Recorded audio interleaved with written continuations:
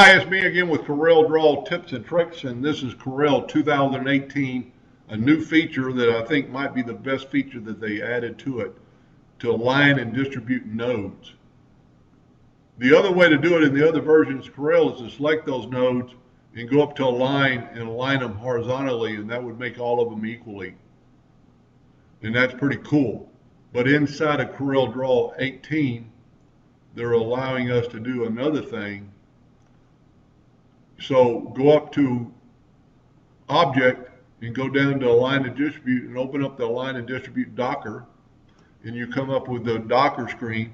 So now we can select all these, and we're going to align them all to the top. Do this, select all these, and align them all to the bottom. But what is also neat in this version, let's move this one over a little bit, make them a little more equal, and then let's space these apart. So these are not equal. First of all, let's line them all to the top, but then let's distribute them. Right here, we can distribute from the center, and now all the nodes are equally spaced apart from your two endpoints. Much like other tools inside of Corel, but we've never really been able to do it with nodes.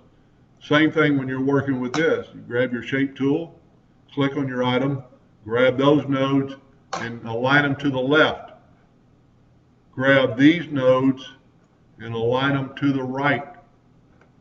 That's pretty cool. That might be the best feature that I'll be using in 2018. Anyway, hope that helped a little bit. Thank you for watching.